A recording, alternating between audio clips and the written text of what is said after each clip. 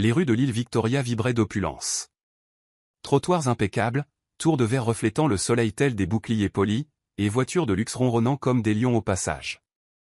C'était l'heure du déjeuner, et les cadres en costume de créateurs affluaient dans les restaurants haut de gamme, le rire vif, la vie ordonnée.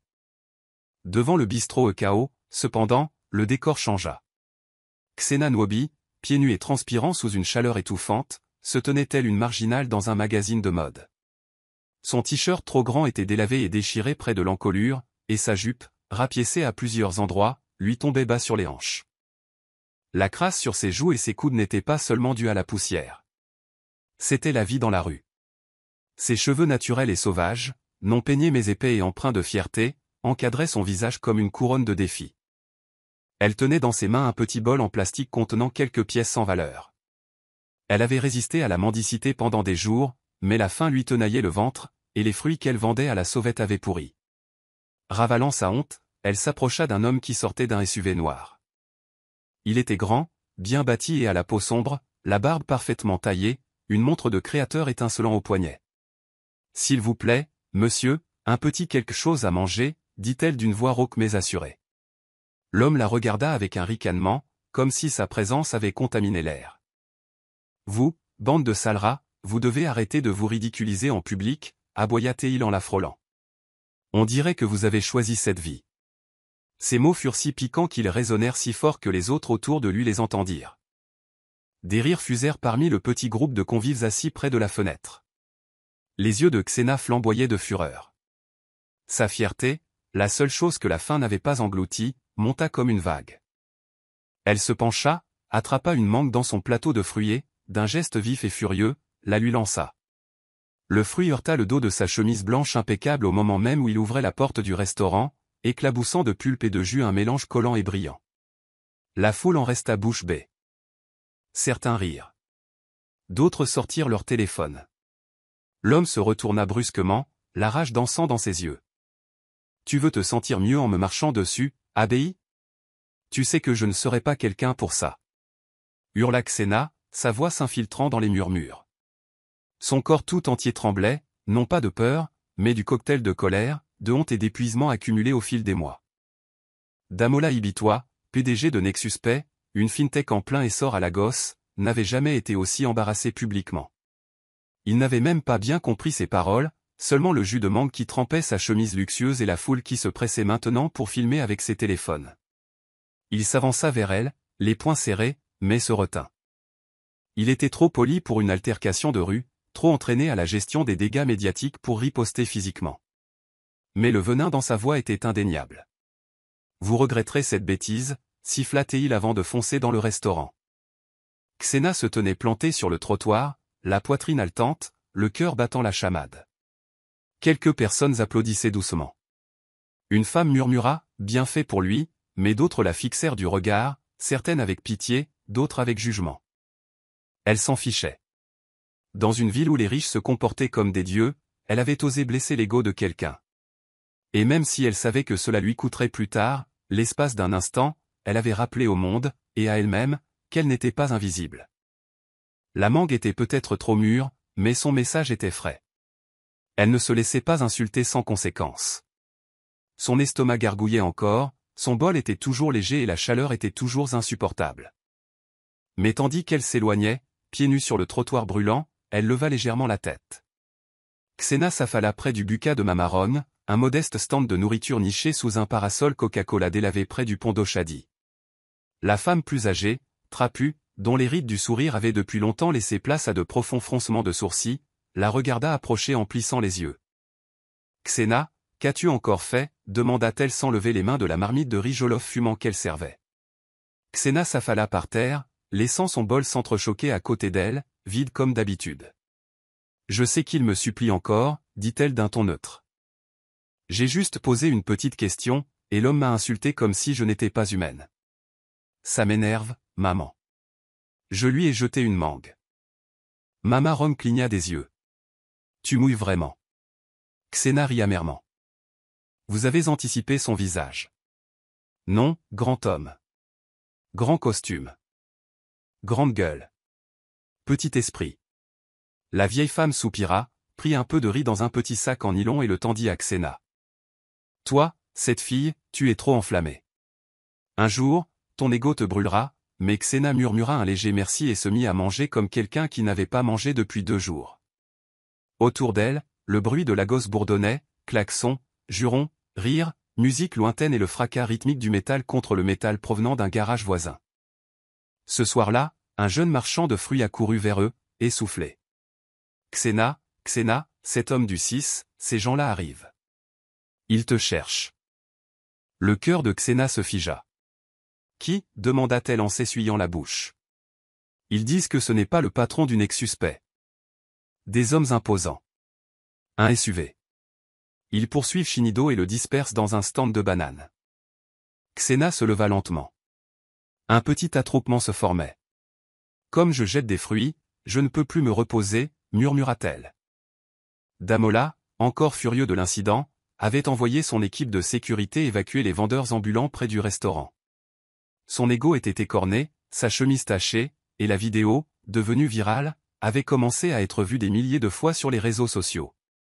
Des titres comme « Un PDG milliardaire agressé par une fille des rues » circulaient, déclenchant des débats en ligne.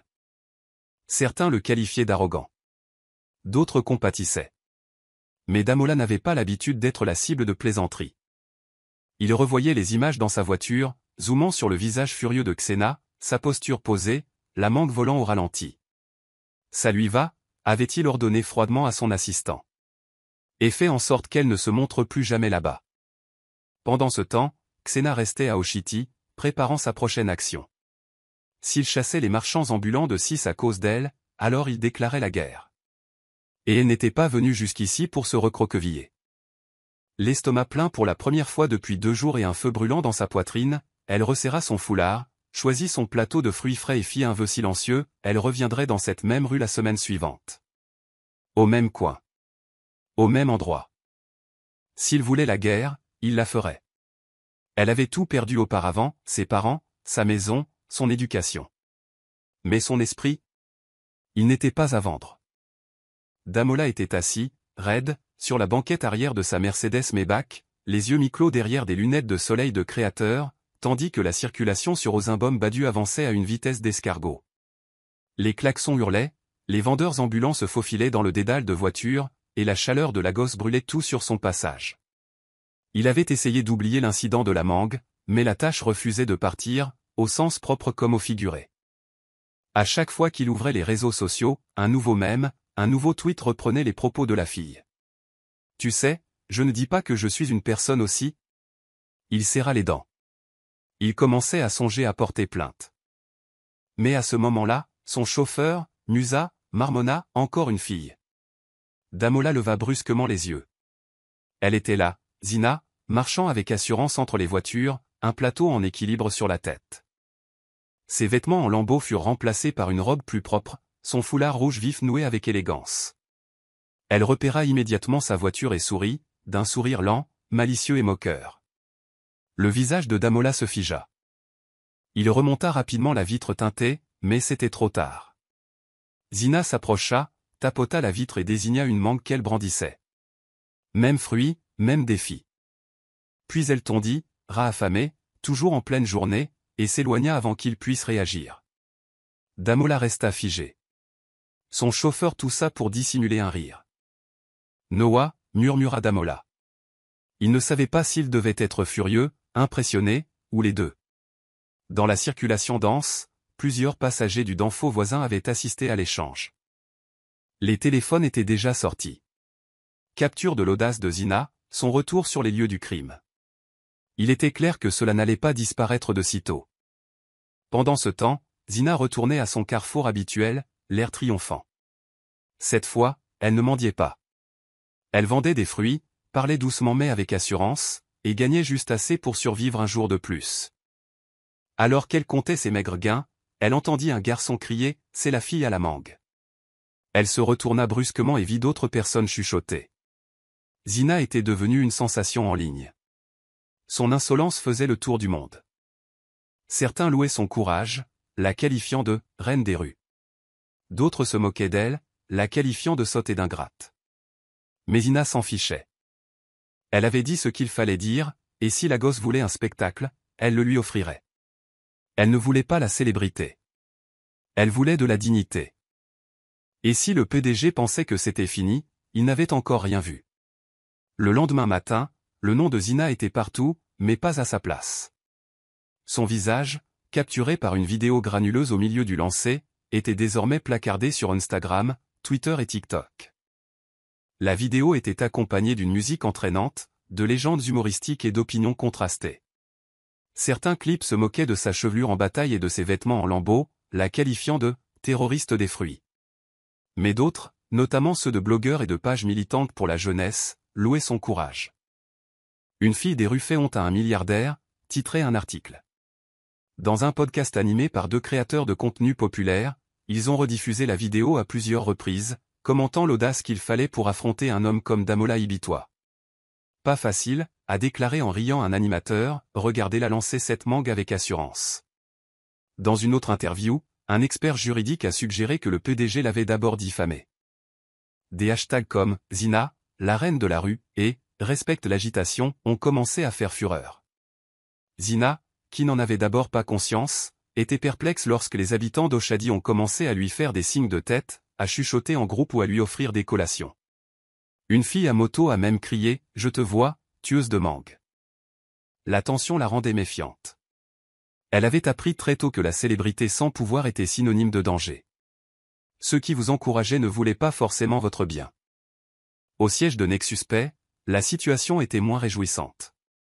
Damola était assis à la tête d'une longue table de conférence, entouré de dirigeants tendus et de son équipe de relations publiques. Un écran plat diffusait en boucle la vidéo virale. La mangue de Zina au ralenti, le retournement de situation de Damola, sous le choc, et les rires en arrière-plan. C'est un désastre, a déclaré Ijoma, responsable des relations publiques. La sympathie du public va à une fille. Vous faites figure de méchant, monsieur. Damola se pinça l'arête du nez, luttant contre l'envie d'exploser.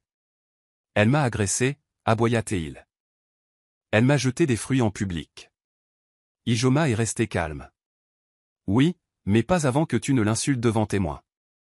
Vous avez dit à une femme sans abri qu'elle avait choisi cette vie. C'est à cela que s'accroche Internet. Il ne s'agit pas de faits. C'est une question de perception. Damola serra les dents. Que veux-tu que je fasse? Que je m'excuse à la télé? Que je l'invite à dîner? Le silence retomba dans la salle. Kunal, son frère aîné qui venait d'entrer, esquissa un sourire narquois. En fait, ce n'était peut-être pas une mauvaise idée. Damola le fixa comme s'il avait 2 têtes. Kunal haussa les épaules. Tu n'as pas besoin de te plaindre et de la traiter comme telle. Humanise-toi. Elle est désormais un symbole, qu'on le veuille ou non. Plus on se tait, plus la situation empire.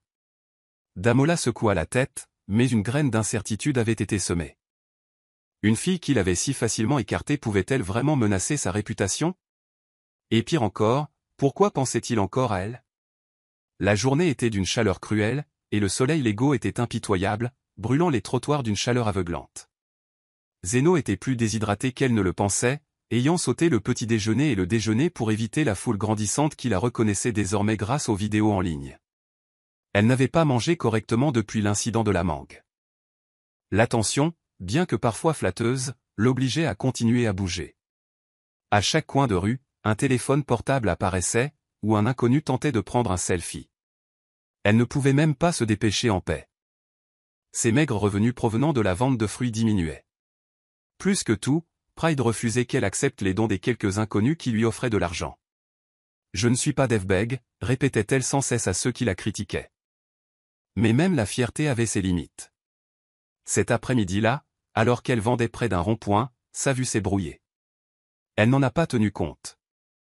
Puis ses genoux cédèrent. Les passants hurlèrent tandis qu'elle s'effondrait à côté de son plateau de fruits, face contre terre sur le béton fumant. Sa tête la lançait. Ses lèvres étaient sèches. Les bruits autour d'elle s'étaient transformés en un bourdonnement sourd. Dans un brouillard, elle vit une foule se former. Puis une portière de voiture claqua. Puis ce fut l'obscurité. Damola était de nouveau à l'arrière de sa voiture lorsqu'il vit l'effondrement. Au début, il leva les yeux au ciel. Un drame à Lagos, supposa Théil. Mais lorsqu'il aperçut plus clairement le visage de la jeune fille, les traits reconnaissables entre mille de Zena, son expression changea. Musa, arrête, ordonna-t-il. Le chauffeur hésita. Oga, il y a du trafic. J'ai dit stop. La voiture a légèrement dévié tandis que Demola en sortait et se dirigeait vers la fille inconsciente. Les gens filmaient déjà. Certains lui offrirent des sachets d'eau. Un homme tenta de lui en verser sur le visage. Demola, contre toute logique et toute conscience, se fraya un chemin à travers la foule et prit Zena dans ses bras. Faites place, aboya Théil.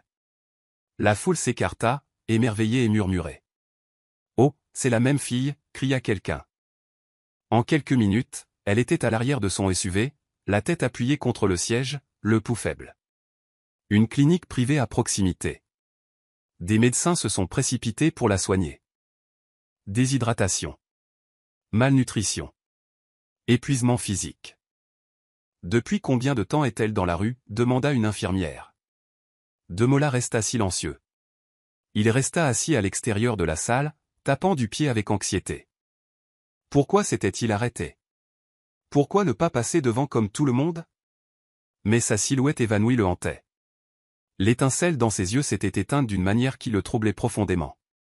Il ne savait pas pourquoi cela l'importait. Seulement, il l'a fait. Et quand l'infirmière est arrivée et lui a demandé « Êtes-vous de la famille ?» Il s'est surpris à répondre oui. À son réveil, Zena a ouvert lentement les yeux, s'habituant à la lumière fluorescente au-dessus d'elle. L'odeur d'antiseptique et les légers murmures provenant d'un couloir voisin la ramenèrent à la réalité. Elle était allongée sur un lit moelleux, pas sur un banc, pas sur le sol nu, pas sur un carton plié. Les draps étaient propres, sa tête était légèrement bandée et il n'y avait pas de perfusion dans son bras. La panique la submergea jusqu'à ce qu'elle se redresse brusquement et gémisse. La porte s'ouvrit et Demola entra, manches retroussées, pas de veste de costume en vue, une bouteille d'eau à la main. « Tu es réveillé » dit-il sèchement. Zena cligna des yeux, perplexe. « Où suis-je, où suis-je » ? Clinique privée. « Tu t'es évanoui » répondit-il. « Tu n'as visiblement pas mangé. » Sa mâchoire se serra. « Alors, tu es mon médecin maintenant ?»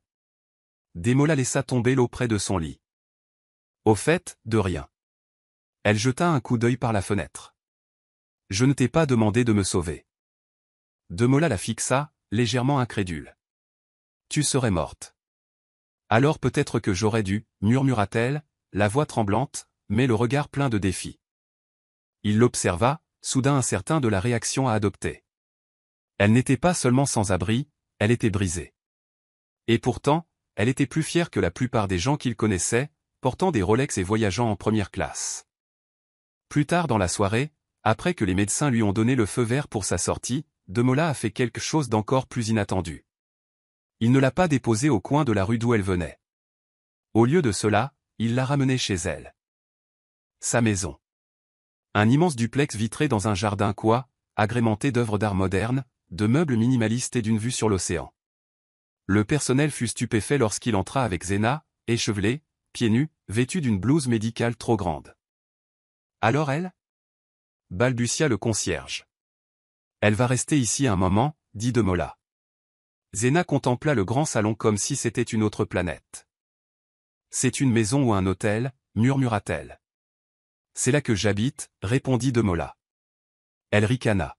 « Les riches surcompensent toujours. » « Tu essaies de prouver quelque chose » Demola ignora le commentaire et lui tendit une serviette propre. « Douche au bout du couloir. » Essayez de ne pas offenser mon goût pour le savon. En s'éloignant, Demola s'appuya contre le mur, se passant une main sur le visage. Que faisait-il? Héberger la fille qu'il avait humiliée publiquement. Mais quelque chose en elle, une étincelle, avait changé quelque chose en lui. Il n'y croyait pas encore. Mais il n'allait pas l'ignorer non plus. La présence de Zena dans le duplex immaculé de Demola était comme du feu jeté dans un congélateur. Chaque matin, elle se déplaçait avec une attitude de défi nonchalante qui le rongeait. Elle entrait pieds nus dans la cuisine, fredonnant faux, traînant ses tabourets coûteux sur le carrelage sans se soucier des rayures. Un matin, elle eut l'audace de faire frire des bananes plantains avec des oignons tout en écoutant une chanson de Fuji à plein volume sur son téléphone d'occasion. L'odeur persista. Demola, au milieu d'une réunion virtuelle, fit irruption dans la cuisine. « Mais qu'est-ce que c'est que cette odeur » s'exclama-t-il. Zena, tournant la poêle grésillante avec brio, lui lança un regard noir. « Non, une odeur de nourriture, oh, pas ton eau de Cologne. » Sa mâchoire se serra, mais il ne dit rien, reculant, vaincu. Plus tard, elle a disposé des coussins sur le canapé et a dit à voix haute, « Votre maison est trop vide, tout ce verre et ce béton. » On dirait que les riches ne rient pas, elle a critiqué ses peintures modernes, disant qu'elles ressemblaient à de la soupe renversée sur une toile. Demola ne se souvenait pas de la dernière fois où quelqu'un avait été aussi décontracté, aussi indifférent en sa présence. Il trouvait cela exaspérant et étrangement rafraîchissant. Il y avait des moments où il se surprenait à l'observer sans s'en rendre compte. Comme la façon dont elle s'étirait près de la fenêtre le matin, les yeux fermés comme si elle savourait la liberté. Ou comme elle marmonnait de vieux proverbes igbo en frottant l'évier. Elle ne marchait pas sur des œufs avec lui, elle avançait pieds nus et avec audace. Mais leurs personnalités conflictuelles n'étaient pas seulement des désagréments domestiques, elles étaient électriques. Un soir, après un silence tendu, Demola lui demanda ce qu'elle comptait faire ensuite. Zena, paresseusement vêtue d'un cafetan emprunté à l'une des servantes, ricana. « Pourquoi ? Tu veux me payer et m'envoyer dans un centre de désintoxication pour filles pauvres ?» Il a ignoré la pique. « Sérieux. Tu ne peux pas te laisser aller indéfiniment. » Son regard se durcit. « J'ai survécu plus longtemps que tu ne le penses. Et dériver, comme tu dis, n'a jamais été mon plan. La vie est faite de choses. La vie arrive à tout le monde, a-t-il dit. Mais chacun fait quand même des choix. » Elle se leva brusquement. « Ne me parlez pas de choix, alors que vous n'avez jamais eu à choisir entre acheter du pain et payer pour recharger votre téléphone à une borne. » Leurs regards se croisèrent. L'air entre eux était chargé. Puis elle se retourna et s'éloigna en trombe. Il avait envie de lui crier après. Il aurait voulu dire quelque chose de cinglant. Mais au lieu de cela, il resta planté là, stupéfait de la profondeur de ses paroles. Cette nuit-là, fixant le plafond, incapable de dormir, il se demanda ce qu'il leur faudrait pour trouver un terrain d'entente, si un tel espace existait entre la glace et le feu. C'était le petit matin et le calme régnait dans la résidence.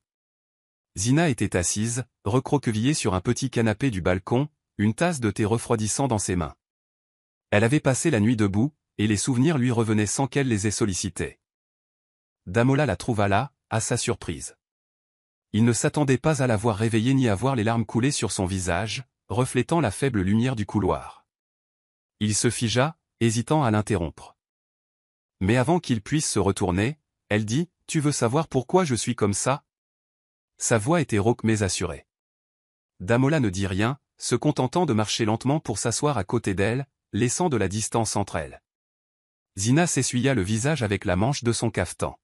« J'étais en 2e année à Unilag quand j'ai reçu l'appel. Mes parents avaient tous les deux eu un accident sur le pont du 3e mainland. Les freins de la remorque étaient défectueux. Mon père est mort sur le coup. Ma mère a résisté jusqu'au lendemain matin. » Damola a respiré profondément. Zina poursuivit, « Je n'avais pas de frères et sœurs. Pas d'oncle riche. Rien. Le petit frère de mon père est venu à l'hôpital et a récupéré tous les documents. Il a dit qu'il s'en occuperait. C'est la dernière fois que je l'ai vu. Il a tout vendu, notre maison à Iqbita, la voiture de mon père, et même les bijoux de ma mère. Il m'a dit d'être reconnaissante pour les 2 semaines qu'il m'a laissées dans son bécu. » Sa voix s'est brisée, mais elle n'a pas arrêté. « J'ai supplié. J'ai donné des cours particuliers à domicile pour les enfants juste pour survivre. Mais je n'arrivais pas à payer les frais de scolarité. J'ai abandonné. J'ai dormi sur les bancs de l'église. Finalement, j'ai retrouvé ma marronne et elle m'a donné une place près de son buca pour vendre des fruits. Voilà ma vie. Juste survivre. Jour après jour. » Damola resta assis, stupéfait. Durant toutes ces années d'activité, il avait entendu des histoires dont aucune ne lui avait paru aussi intime. Sa souffrance n'était pas seulement liée à la pauvreté. C'était une question de trahison, d'abandon, d'effacement. Il la regardait différemment maintenant. Ce n'était plus une fille sage et pleine de caractère. C'était quelqu'un qui s'était frayé un chemin à travers les ténèbres, avec pour seule armure la fierté. « Pourquoi n'as-tu pas dénoncé l'oncle » demanda-t-il. Elle laissa échapper un rire amer. À qui? À la police? Aux avocats? Il faut de l'argent pour rendre justice dans ce pays. Je n'avais rien. Ils restèrent assis en silence, tandis que la nuit de Lagos bourdonnait doucement au loin. Finalement, Damola reprit la parole. Tu ne dérives pas, Xena. Tu te bats. Et ce n'est pas juste. Elle le regarda, surprise par la douceur de sa voix. Je n'ai pas besoin de pitié, dit-elle. Je n'exprime pas ma pitié, répondit-il. Je témoigne ma reconnaissance. Cette nuit-là, quelque chose changea entre eux. Ce n'était pas encore de l'amour. Mais c'était la première fois qu'ils se voyaient non pas comme des ennemis, ni comme des symboles de mondes différents, mais comme deux âmes brisées cherchant à comprendre leur place dans une ville qui laissait rarement place à la pitié. 2 jours plus tard, Damola rentrait chez elle, sereine et déterminée. Xena avait repris ses remarques acerbes, mais avec moins de venin et plus de sarcasme enjoué. Il avait compris que ses aboiements faisaient partie de son mécanisme de défense, une façon de s'assurer que personne ne puisse la blesser avant qu'elle ne s'exprime. Mais aujourd'hui, il ne la bannit pas. Au lieu de cela, il glissa une petite enveloppe blanche sur la table à manger, où elle mâchait du maïs grillé. « Qu'est-ce que c'est » demanda-t-elle en la regardant avec suspicion. « Ouvre-la » répondit-il. Elle le déchira et se figea. « Un formulaire d'examen de bourse » murmura-t-elle. « Tu veux que je retourne à l'école » ? « Non » répondit simplement Damola. « Vous devriez le vouloir pour vous-même. J'ai pris des dispositions avec une école polytechnique privée partenaire de l'une de nos associations caritatives. Si vous réussissez ce test, vous êtes de retour. » Xena fixa le papier comme s'il était en or. Puis elle le reposa. « Pourquoi fais-tu ça » demanda-t-elle. « Est-ce ta façon d'acheter la rédemption » Il secoua la tête. « Je le fais parce que tu mérites une chance. Pas par culpabilité.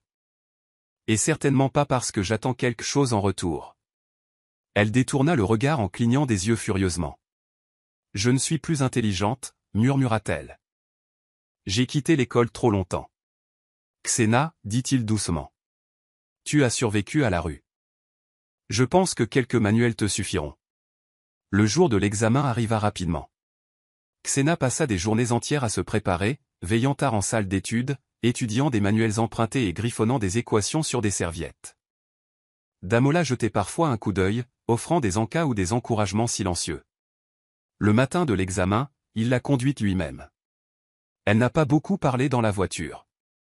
En sortant, elle s'est retournée et a dit « Si j'échoue, c'est la faute de tes toasts et de tes omelettes raffinées. » Il a remarqué, et il a souri.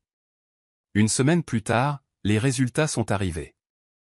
Xena réussit, pas seulement réussit, mais se classa dans le top 10. Lorsqu'il lui montra l'email, elle hurla et se jeta dans ses bras sans réfléchir. Ils se figèrent tous les deux. L'étreinte était chaleureuse, inattendue, intense. Elle se recula brusquement, riant maladroitement. « Désolé, je me suis laissé emporter. » « Pas de problème, » dit-il en essayant de masquer son rythme cardiaque effréné. Ce soir-là, tandis que Xena célébrait l'événement avec Mama Ronk au téléphone, Damola était assis seul sur le balcon, sirotant du vin. L'image de son sourire, cette joie sans filtre, refusait de quitter son esprit. Quelque chose grandissait entre eux, quelque chose de fragile, quelque chose de réel. Et pour la première fois depuis longtemps, il ne voulait pas fuir. La semaine de Damola commença dans le chaos. Nexuspay, sa société fintech multimillionnaire, s'est soudainement retrouvée sous surveillance. Un lanceur d'alerte avait divulgué une communication interne confidentielle suggérant que l'entreprise était impliquée dans un appel d'offres douteux avec un fournisseur technologique étranger. Si rien de manifestement illégal n'avait été confirmé, l'image était préjudiciable. Les gros titres criaient « L'intégrité de Nexuspay est remise en question » et « Le PDG milliardaire fait face à une révolte interne ». Les investisseurs étaient inquiets, les membres du conseil d'administration paniquaient et la presse était devenue sanguinaire. Pire encore, certains employés ont commencé à murmurer que Damola avait été trop distrait ces derniers temps, invitant une fille des rues dans son manoir pendant que son entreprise s'effondrait. Les rumeurs ont atteint son conseil d'administration. Lors d'une réunion d'urgence, son PDG a subtilement remis en question sa stratégie de leadership. « Ce n'est pas votre genre de laisser de petits incendies se propager à ce point », a-t-elle dit froidement. « Tu n'étais pas préoccupé. Damola serra les dents. Pour un homme habitué à commander, il se retrouvait désormais interrogé aux quatre coins de son empire. Ce soir-là, il rentra chez lui épuisé, salua à peine le personnel et s'effondra sur le canapé en silence. Xena remarqua immédiatement le changement. Fini le PDG à la langue bien pendue qui avait toujours une réplique. Ses épaules s'affaissèrent et de profonds plis apparurent sous ses yeux. Pendant un instant, elle resta silencieuse. Puis elle laissa tomber son bol de gari trempé et s'assit lentement à côté de lui. « On dirait que le monde t'a donné un coup de pied dans la poitrine », murmura-t-elle. Damola la regarda, mais ne dit rien. Elle poursuivit, « C'est à propos de ce contrat avec la Compagnie Blanche. Celui dont vous disiez que votre équipe de relations publiques était inquiète. » Il fronça les sourcils. « Comment le savez-vous ? J'ai lu votre journal ce matin. Celui sur le comptoir de la cuisine. » Il le fixait. « On lit des rapports financiers. » « J'étais étudiante en finance avant que tout ne s'écroule, » répondit-elle sèchement. « Les chiffres ne mentent pas, seuls les gens le font. » Damola laissa échapper un petit rire sec, son premier depuis des jours. « Alors, que feriez-vous, madame la finance ?» Elle se redressa, changeant de ton. « Vous réagissez au lieu d'anticiper. Cette histoire s'éteindra si vous faites preuve de transparence. Convoquez une conférence de presse. Admettez qu'il y a eu un manque de communication, mais rien d'illégal. Annoncez une nouvelle politique de conformité. Rendez-le public. Montrez-vous visible en train de nettoyer votre maison. » Damola haussa un sourcil. « Et si je suis coupable ? » Elle ne sourcilla pas. « Alors tu mérites ce qui t'attend. » Ils rirent tous les deux doucement. Mais il l'a écouté. Et le lendemain, il a suivi son conseil. Il s'est adressé lui-même aux médias avec clarté et humilité et a annoncé un audit surprise mené par l'ONG de Cunel. Au fil des semaines, l'action de Nexus B a commencé à rebondir. De retour chez lui ce vendredi soir, il entra dans la cuisine et trouva Zina en train de boire de l'eau dans une tasse en inox. Sans un mot, il tendit la main et lui toucha l'épaule. « Merci », murmura-t-il. Elle sourit légèrement. « Je devrais peut-être facturer des honoraires de consultation. » La pluie tombait dru ce soir-là, s'abattant violemment sur les parois vitrées de la cuisine de Damola. Le bruit résonnait dans la maison, jusque-là silencieuse. Le personnel s'était retiré tôt, et un calme rare s'était installé dans la résidence habituellement animée. Zina se tenait pieds nus près du comptoir en granit, remuant une marmite de soupe agbono tout en fredonnant doucement.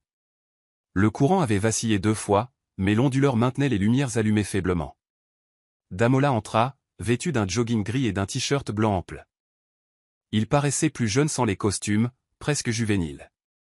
Il s'appuya contre le comptoir, la regardant d'un air indéchiffrable. « Je ne savais pas que tu cuisinais », finit-il par dire. Elle haussa les épaules. « Tu crois que j'ai survécu toutes ces années en me nourrissant uniquement de nourriture de rue ?» Le silence entre eux s'éternisa. L'air était lourd, pas gênant, mais différent. Quelque chose de non dit. Il s'approcha et prit une cuillère à côté d'elle. « Goûte » demanda-t-il. Elle haussa un sourcil. « Tu me fais confiance maintenant ?» Il rit. « Un peu. » Elle trempa la cuillère et la leva. Il se pencha en avant, ses lèvres effleurant le bord tandis qu'il goûtait. Leurs regards se croisèrent trop près, trop longtemps. Le temps s'arrêta. Zina déglutit. « Trop épicé » murmura-t-elle. « Parfait », répondit-il. L'instant suivant fut inexplicable. Zina bougea la première, légèrement. Un mouvement de menton, une légère expiration. Puis sa main effleura sa mâchoire et elle l'embrassa. Ce fut bref mais profond, une explosion de semaines de tension, de regards contradictoires, de disputes acerbes, de silences partagés. Lorsqu'elle se recula, ses yeux étaient écarquillés, comme choqués par son audace. Damola resta d'abord immobile. Puis, lentement, il recula, les yeux baissés. « Je commence, puis je m'arrête. » Zina s'écarte à son tour, prend une serviette et s'essuie les mains avec acharnement. « Désolée, marmonne-t-elle. Je ne sais pas pourquoi j'ai fait ça. » La pluie masquait le silence entre eux. Damola finit par parler à voix basse. « Je ne m'y attendais pas. » Elle hocha la tête. « Moi non plus. » Il la regarda alors, vraiment. Tu m'embrouilles, Zina. Je ne comprends pas ce qui se passe. Je ne sais pas comment te gérer. Son rire était doux, presque amer. Bien. Parce que je ne veux pas qu'on me touche. Il se tenait maintenant aux extrémités opposées de la cuisine, la soupe oubliée, le cœur battant la chamade. Cette nuit-là, Zina ne put dormir. Elle resta éveillée, pensant à la sensation de sa peau, au silence qui suivit, à la tempête intérieure. Et Damola? Il s'assit au bord de son lit, repensant au baiser, se posant une question. Était-ce mal d'en vouloir plus? Le lendemain arriva avec une visite inattendue. Au moment où Zina entrait dans la cour pour faire sécher du linge, un élégant Range Rover rouge entra dans la propriété. Le chauffeur sauta à terre et se précipita pour ouvrir la portière passager. Adyz Okonkwo en sortit, radieuse dans sa combinaison de créateur, ses lunettes de soleil perchées sur son front lisse comme une couronne. Sa peau était impeccable et son sourire était chirurgical, parfait mais froid. Elle marchait comme si elle était chez elle. Zina cligna des yeux. L'espace d'une seconde, elle crut que cette femme était perdue. Mais elle vit Damola apparaître sur le balcon. Il se figea. « Que fais-tu ici, Adyz » cria-t-il. Zina resta immobile, les bras croisés. Adyz retira ses lunettes et sourit. « C'est comme ça qu'on salue son ex-fiancé » Zina sentit son estomac se nouer. Le mot « fiancé » résonna comme un coup de feu. Adyz entra en se pavanant, son parfum onéreux traînant derrière elle. Damola la suivit à contre-cœur. « Tu n'as pas appelé, dit-il. »« Je ne pensais pas en avoir besoin, » répondit-elle gentiment en jetant un regard amusé à peine masqué à Zina. « J'ai entendu dire que tu avais trouvé un compagnon de route. » Zina ne broncha pas, mais ses poings se refermèrent. Toute la journée, Adyz se sentit comme chez elle, assise dans le bureau de Damola, riant aux éclats de vieilles blagues, proposant de préparer le déjeuner tout en faisant semblant d'oublier le nom de Zina. « Zénab, c'est ça? Ou Zini ?» demandait-elle avec un sourire faux. Damola essayait de rester neutre, mais Zina voyait le changement. Il était tendu, tiraillé entre le passé et le présent. Ce soir-là, après le départ d'Adyz, Zina le coinça dans le couloir. « Alors, c'est ton ex » demanda-t-elle. « Oui » répondit-il prudemment. « Pourquoi ne l'as-tu pas mentionné ?»« Parce que ça n'avait plus d'importance » dit-il. « C'est clair que c'est le cas maintenant » rétorqua-t-elle. « Elle est entrée ici comme si tu lui appartenais » soupira Damola. « C'est compliqué. » Zina se retourna pour partir. « C'est toujours le cas avec les gens comme toi. » Damola tendit la main et lui attrapa doucement le poignet. « Zina, arrête » rétorqua-t-elle. « Je ne suis pas du genre à me battre pour un homme, surtout pas avec quelqu'un qui me prend pour un chat errant. » Ses yeux brûlaient, mais elle refusait de pleurer. « Pas pour un homme. Pas encore. » Damola la regarda s'éloigner, un pincement au cœur grandissant dans ses entrailles. Pour la première fois, il craignait de la perdre, et pas dans la rue cette fois, mais à cause de son orgueil.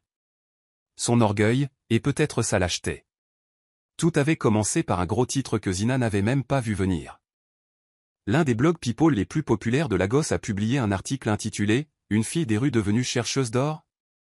Des sources affirment que la nouvelle flamme du PDG de Nexus Pay est une imposture. L'article était truffé d'insinuations, affirmant que Zina avait un casier judiciaire pour vol à la tire, avait menti sur son parcours universitaire et avait gravi les échelons de l'échelle sociale en couchant avec des hommes. Pire encore, il incluait des photos floues d'elle marchant pieds nus à Oshadi il y a quelques mois, côte à côte avec des clichés d'elle dans le luxueux complexe de Damola. La légende disait, de la gouttière au granit, jusqu'où une fille peut-elle aller? En quelques heures, la vidéo est devenue virale. La section des commentaires était un champ de bataille d'opinion. De toute évidence, elle se sert de lui, a déclaré l'un d'eux. Garçon de Lagos, méfiez-vous de ce genre de sorcière, ajouta un autre. Les rares personnes qui la défendirent furent noyées par les trolls. Quand Zina le lut, ses mains tremblèrent. Elle ne pouvait plus respirer. Les murs autour d'elle semblaient se refermer. Damola n'avait encore rien dit, mais elle sentait un changement dans l'air. Ce soir-là, il rentra plus tard que d'habitude. Elle le retrouva dans le salon, son téléphone à la main, les yeux humides mais furieux. « Tu as vu ça » demanda-t-elle d'une voix sèche. Damola hésita, et cette seule réponse suffisait. « Je l'ai vu » dit-il prudemment. Et tu n'as pas pensé à me le dire? Zina, j'avais besoin de vérifier avant de te confronter. Son souffle se bloqua dans sa gorge. Vérifier? Tu crois que j'ai écrit Waek à la craie? Tu crois que j'ai inventé ma vie?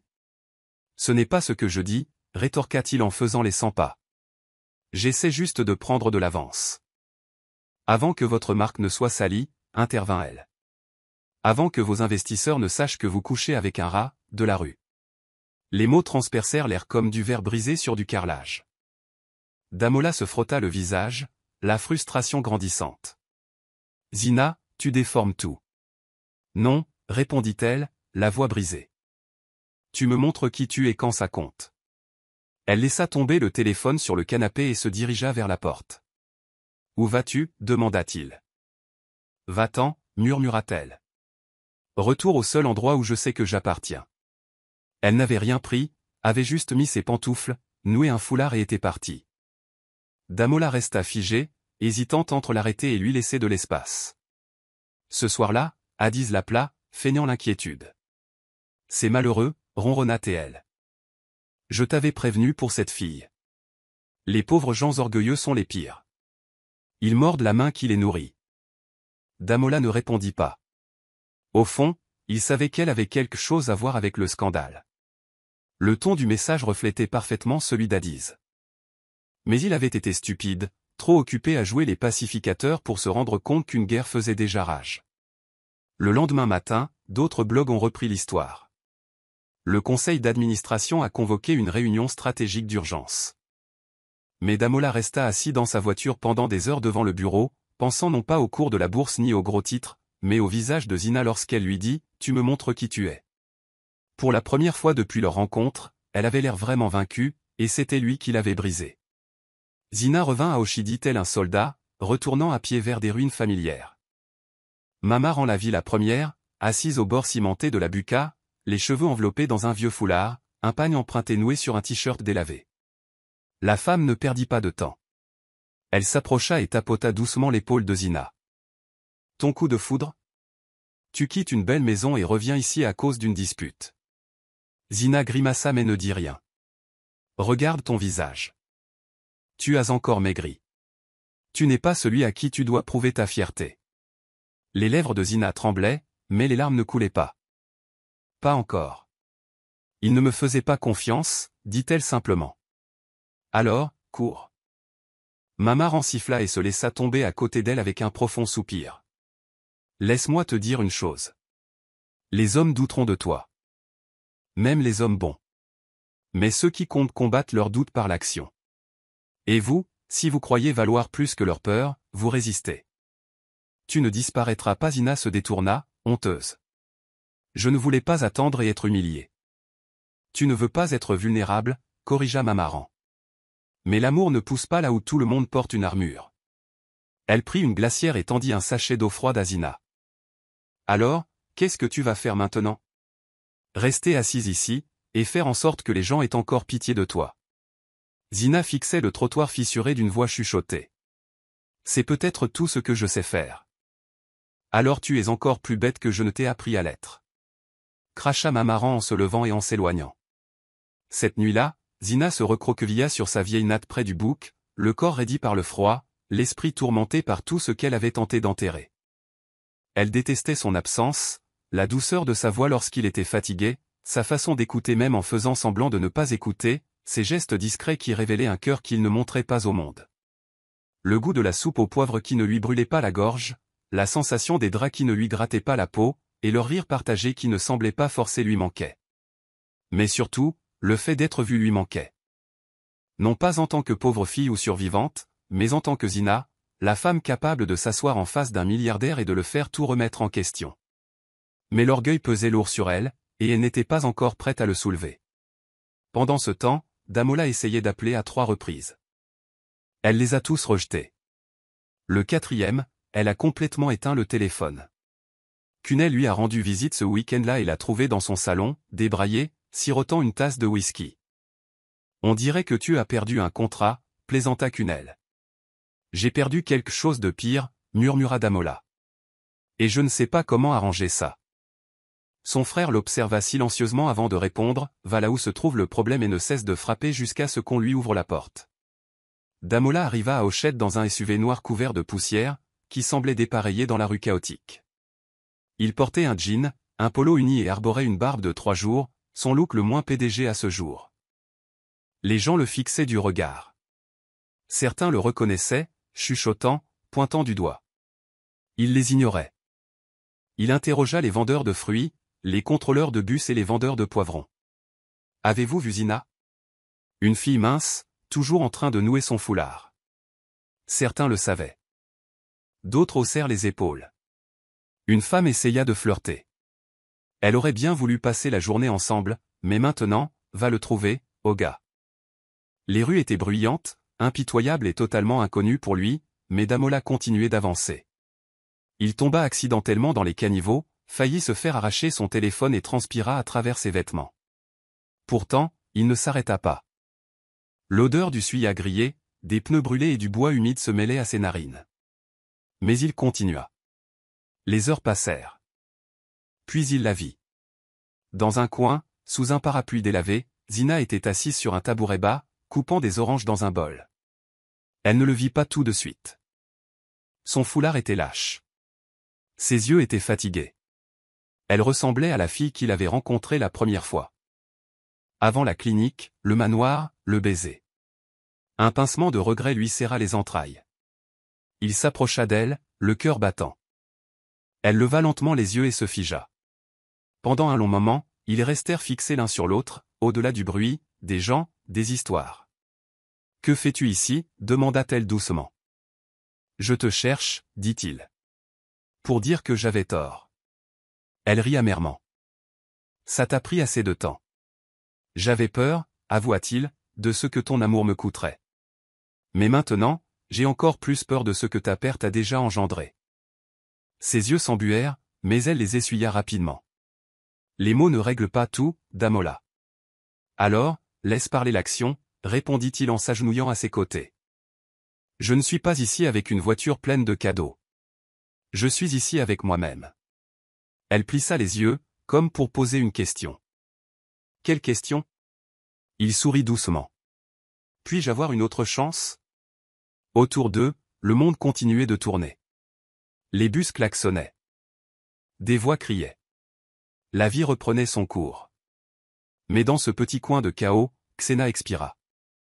Pour la première fois depuis des jours, ses lèvres s'adoucirent. « Une chance » murmura-t-elle. « Et tu ferais mieux de ne pas la gâcher. » La soirée de gala de la Nexus P Foundation s'est déroulée avec une sorte de fanfare réservée aux pétroliers et aux personnalités politiques de premier plan. Organisée au Grand Civic Center de l'île Victoria, la cérémonie a vu défiler sur le tapis rouge un flot de robes scintillantes, d'appareils photo étincelants et de chaussures de créateurs. Dans la salle, des serveurs en gants blancs flottaient au milieu d'une marée de l'élite de la société, servant du champagne et de minuscules assiettes de mets hors de prix. Tous les acteurs importants de Lagos étaient présents. Mais personne ne s'attendait à ce qui s'est passé à mi-chemin. Alors que l'orateur principal terminait son discours et que le maître de cérémonie annonçait la présentation suivante, Damola Ibitoa est monté sur scène, sans dossier ni note, seul, vêtu d'un abato noir, sans logo, sans éclat, juste une intention. La foule se tut. Il prit une inspiration, scrutant la salle du regard, puis sa voix se fit entendre. « Beaucoup d'entre vous me connaissent comme un homme qui construit des systèmes, lève des capitaux et accroît les profits. Mais ce soir, je veux parler d'une autre forme de richesse, celle qui naît de l'acceptation de ses échecs et de la nécessité de faire ce qui est juste. » Des halètements et des murmures suivirent lorsqu'une photo de Xena apparut sur le grand écran derrière lui. Pas la photo virale de rue, mais une photo douce et spontanée prise alors qu'elle étudiait dans sa bibliothèque, les livres éparpillés autour d'elle, inconsciente d'être vue. « Il y a quelques mois, j'ai insulté cette femme, » a poursuivi Damola. « Je l'ai vue dans la rue, je n'ai réclamé que de la dignité, et j'ai réagi avec cruauté. Je l'ai jugée parce qu'elle était pauvre au lieu de lui demander pourquoi elle était dans cette situation. Ce moment est devenu viral pour de nombreuses raisons, mais ce qu'Internet n'a pas capté, c'est la façon dont elle a remis en question mes préjugés, mis à mal mon confort et, finalement, m'a aidé à affronter une part de moi-même dont je refusais d'admettre l'existence. » La pièce était silencieuse. Même le tintement des verres avait cessé. Damola traversa lentement la scène. Xena Nuobi n'a pas seulement changé mon foyer. Elle a changé mon cœur. Et ce soir, je lance l'initiative Xena Nuobi, un programme d'autonomisation des jeunes destiné aux filles issues de communautés défavorisées. Celles qui, comme elles, valent plus que ce que le monde est prêt à voir. Les applaudissements ont commencé doucement, puis se sont intensifiés. Certains se levèrent. Quelques-uns pleurèrent. Adiz, regardant de dos dans une robe à paillettes dorées, serrait si fort sa flûte de champagne qu'elle se fendait. Xena observait tout depuis la petite télévision de Momoronk, un bol de béa intact sur ses genoux.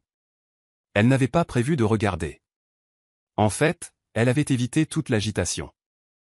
Mais Momoronk, toujours aussi intrigant, changea de chaîne sans prévenir et enfonça la télécommande dans son alors que les paroles de Damola remplissaient le salon, la gorge de Xena se serra. Elle ne s'attendait pas à une telle honnêteté. Elle travaillait au péril de la vie publique. Les élites de Lagos ne s'excusaient pas en costume, et encore moins devant leur père. Pourtant, il était là, rompant avec le scénario, la citant, non pas comme un scandale, mais comme un symbole de ce que pourrait être le changement. Ses mains tremblaient tandis qu'elle s'essuyait le visage avec sa manche. Et maintenant, demanda doucement Momoronk. Xena fixait l'écran, la poitrine haletante. Je ne sais pas, murmura-t-elle. Mais au fond, elle le savait. Le lendemain matin, elle arriva à son bureau, non pas en larmes ni avec nostalgie, mais avec une confiance sereine. Il se tenait près de la fenêtre lorsqu'elle entra. Leurs regards se croisèrent, et cette fois, il n'y eut aucune accusation. C'était un discours risqué, dit-elle. J'ai fait un pire investissement, répondit-il.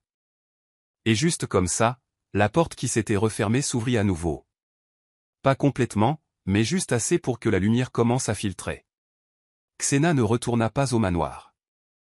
Au lieu de cela, elle a emménagé dans un modeste appartement indépendant à Surillé, non loin de son nouveau campus polytechnique. Ce n'était pas grand-chose, un mur blanc qui s'écaillait, un cadre de lit qui grinçait et un ventilateur de plafond bruyant, mais c'était le sien. Son nom figurait sur le bail. Ses 3 premiers mois de loyer avaient été payés grâce aux honoraires que Damola lui avait offerts après le gala, une somme qu'elle avait acceptée non pas par charité, mais en reconnaissance de sa voix.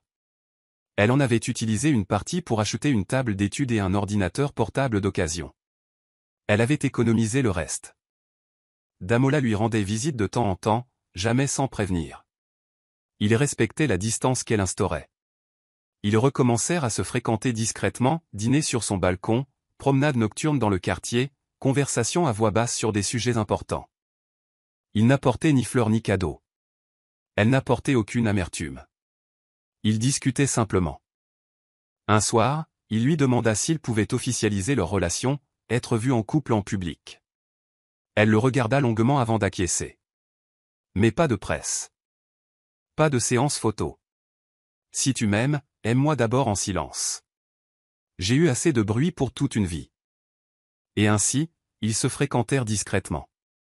Des textos entre les cours, des pâtisseries surprises déposées à l'école. De longs trajets en voiture où aucun d'eux n'avait besoin de se parler. Leur amour n'avait rien à voir avec l'histoire que Xena entendait sous la cabane de Momronf. Ce n'était ni de grandes déclarations ni de roses rouges. C'était une confiance silencieuse retrouvée, des rires lents qui revenaient comme une chanson oubliée, de petits sacrifices, comme Damola annulant des réunions juste pour relire ses devoirs, ou Xena passant tout son week-end à préparer du riz jollof pour son congélateur. Elles étaient parfois en désaccord.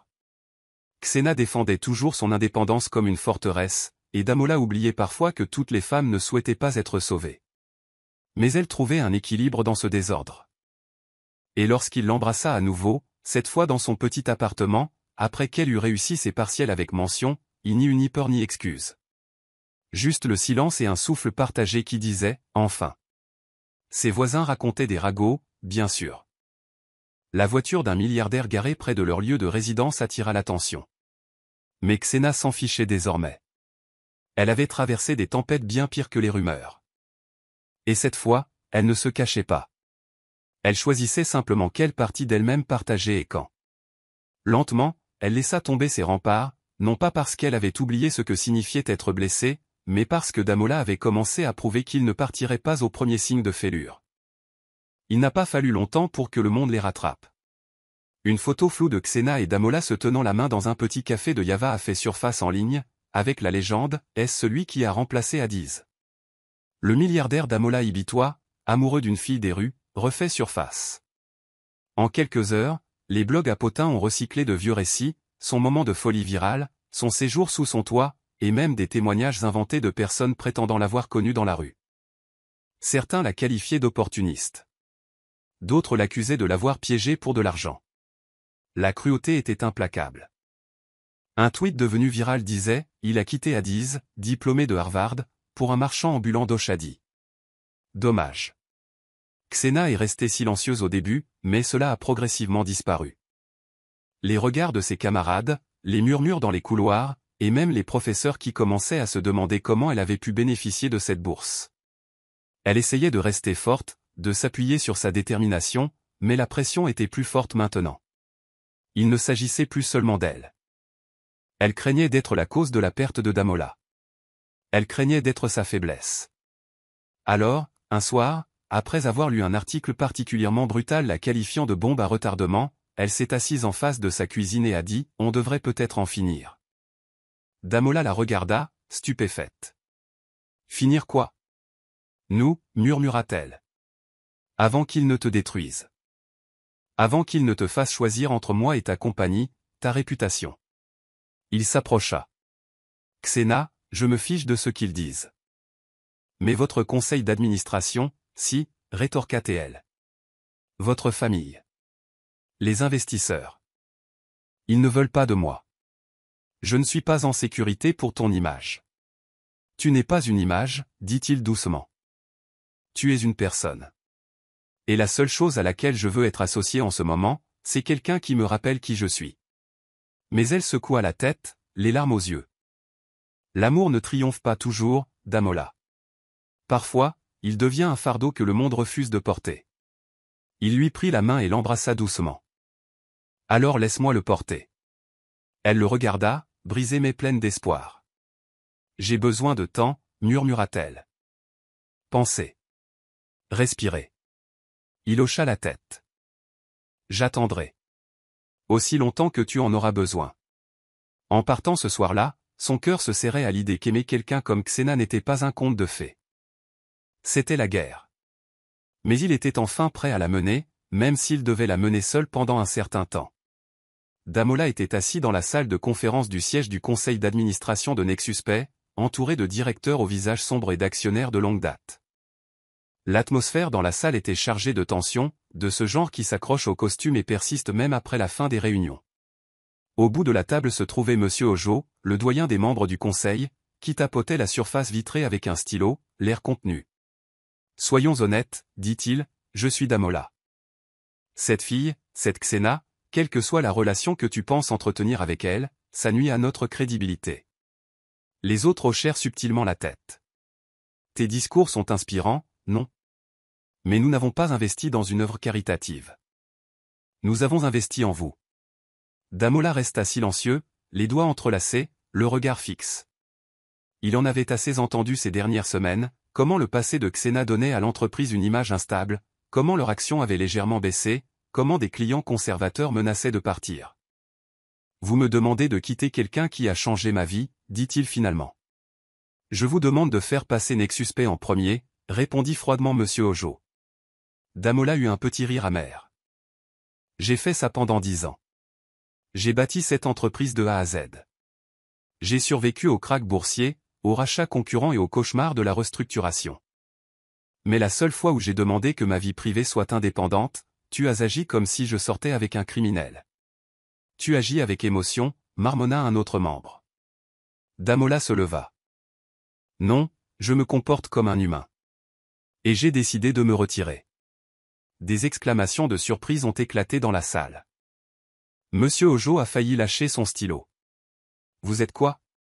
À compter d'aujourd'hui, mon frère Kunal prendra la relève comme PDG par intérim. Il comprend les valeurs de l'entreprise et dirige déjà l'antenne caritative mieux que je ne pourrais jamais le faire. Je t'aiderai à faire la transition, mais j'en ai fini. Tu gâches tout pour elle, siffla quelqu'un. Non, dit Damola d'un ton calme et définitif. Je la choisis. Et je me choisis. Sur ce, il quitta la pièce, ignorant le tourbillon de protestations derrière lui. Ce soir-là, il se présenta à l'appartement de Xena juste au moment où l'électricité était coupée. Elle alluma une bougie, les yeux plissés en voyant son visage. « Que s'est-il passé ? » « J'ai démissionné, dit-il en s'appuyant contre la porte. »« Tu as quoi ? » ?»« Ils m'ont donné un ultimatum, toi ou moi. Et c'est toi que j'ai choisi. » Xena en eut le souffle coupé. « Tu n'étais pas obligé de faire ça. »« Je le voulais, dit-il en s'approchant. Je veux une vie qui ait du sens. Un endroit où je n'ai pas besoin de modifier les personnes que j'aime pour correspondre aux attentes des autres. » Ses yeux s'emplirent de larmes, mais sa voix était posée. « Tu es sûr de ça ?» Il hocha la tête. « Je n'ai jamais été aussi sûr de rien. » À cet instant, entourées de la lueur des bougies et du léger bourdonnement de la pluie sur les toits en zinc, elles se sont serrées l'une contre l'autre. Non pas comme milliardaires et filles des rues, non pas comme scandale ou image, mais simplement comme deux personnes qui s'étaient enfin choisies, pleinement, librement et sans excuse. Un an plus tard, la cérémonie d'ouverture du centre d'autonomisation Xenatech illuminait le cœur d'Adjugunal comme jamais auparavant. Le bâtiment fraîchement repeint se dressait fièrement entre deux terrains poussiéreux, ses murs blancs immaculés ornés de fresques représentant des jeunes filles portant des toques de diplômés et des emballages traditionnels. À l'intérieur, on trouvait des salles informatiques, des amphithéâtres, une garderie et même un jardin sur le toit pour des cours de bien-être mental. Les journalistes se sont rassemblés à l'extérieur, micro en position, tandis que des jeunes filles en tenue d'ankara faisaient la queue, serrant leur dossier d'entrée. À la tribune, Kunal Libatois s'est adressé le premier à la foule, dans un discours bref et chaleureux. « C'est bien plus qu'un bâtiment, a-t-il déclaré. C'est une déclaration, le potentiel ne réside pas seulement dans les maisons de luxe. Il se trouve aussi dans la rue. » Quand ce fut le tour de Zina, elle s'avança dans une robe simple et ajustée en chêne lasso violet. Ses cheveux étaient attachés en chignon, sa posture majestueuse. « Un jour, j'ai jeté une mangue à un homme, » commença-t-elle, et des rires fusèrent dans la foule. « Ce ne fut pas mon plus grand moment, mais ce fut mon plus grand cri de dignité. Aujourd'hui, je me tiens ici non pas comme une personne sauvée, mais comme une survivante qui a décidé de donner à d'autres filles une chance de se battre. » Les applaudissements ont été nourris. Au moment de couper le ruban, Damola s'est avancée à ses côtés, vêtue d'une ikbata traditionnelle parfaitement assortie à la sienne. Il lui prit la main et murmura, prête pour le prochain chapitre. Elle se tourna vers lui, un large sourire illuminant son visage. Je n'ai jamais été aussi prête. Au moment où le ruban flottait jusqu'au sol, il fouilla dans sa poche et s'agenouilla. Des halètements résonnèrent dans la foule. Zina cligna des yeux, sous le choc. Damola, tu sais déjà que je donnerai tout pour toi, dit-il en lui tendant une bague simple mais élégante. Maintenant, je te le demande, me laisseras-tu tout reconstruire avec toi? Le silence s'abattit sur lui tandis qu'elle le fixait, le cœur battant, les souvenirs s'écrasant d'un coup, la mangue, les insultes, les nuits sur les trottoirs froids, les baisers dans les petites cuisines, les murmures du doute, la décision de rester, et enfin ce moment. Lentement, elle se pencha et le tira vers le haut. « Tu n'es pas obligé de t'agenouiller, dit-elle doucement. Nous sommes déjà égaux. » Puis, pour la première fois en public, elle l'embrassa, ni timidement, ni sur la défensive, mais pleinement. Et sous les acclamations, les flashs et les youyous joyeux de Mamaronk au premier rang, Zina murmura sa réponse contre ses lèvres. « Oui, toujours oui. »